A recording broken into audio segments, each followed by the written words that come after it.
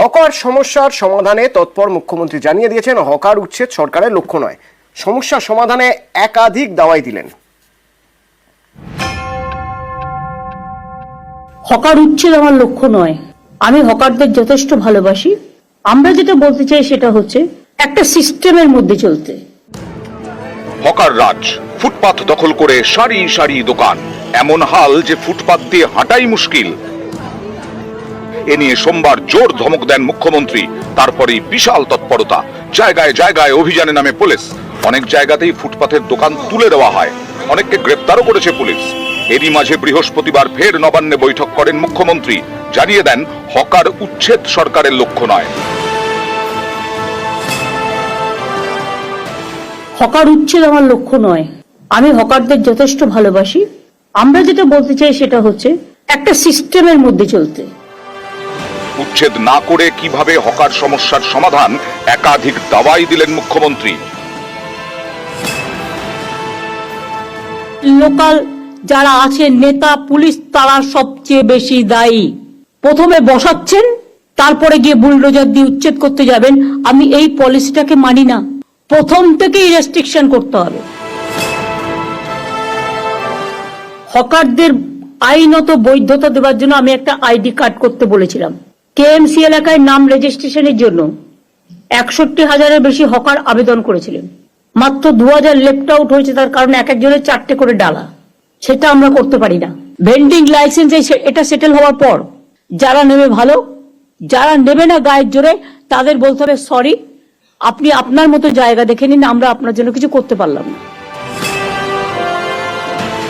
Hawker কমিটির যারা আছেন তাদের দেখা উচিত, আমি আমার ব্যবসাটা করব, আমার স্টলটা ভালো করে চলবে, কিন্তু স্টলের পাশে গোডাউন বানিয়ে দেওয়ার কোনো অধিকার আপনার নেই।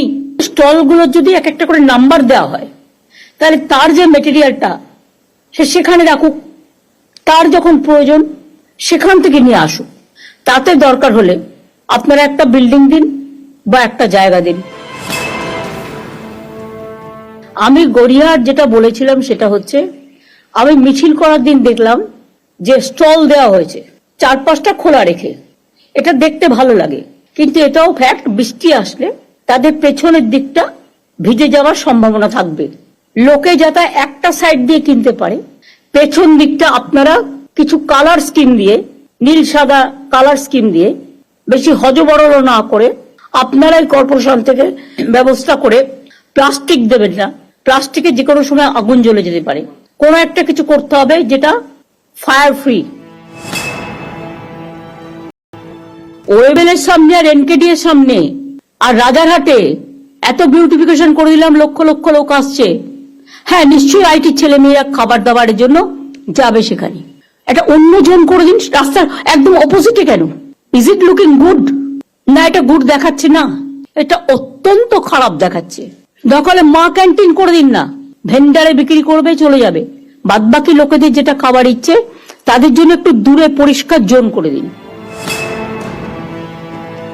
একটা পোর্টাল রাজীব তৈরি করবে, সেখানে স্টেট এখন থেকে হকিং জোন, নন হকিং জোন, যেটা আমরা কালকে আলোচনা করছিলাম, টোটালটা তৈরি করে দেবে। যে লোকগুলোকে ইতিমধ্যেই পুলিশ সরিয়ে দিয়েছে, তাদের কি ঠিকানা, কোথায় আছে, কোথায় বাড়ি, সেটা দেখে নাও। তারা যদি এখানকার লোক হয় এবং সত্যি গরিব হয়, তার যদি কোনো আর্নিং না থাকে, তাহলে আমি কোথাও না কোথাও জায়গা নিশ্চয়ই খুঁজে দেবো।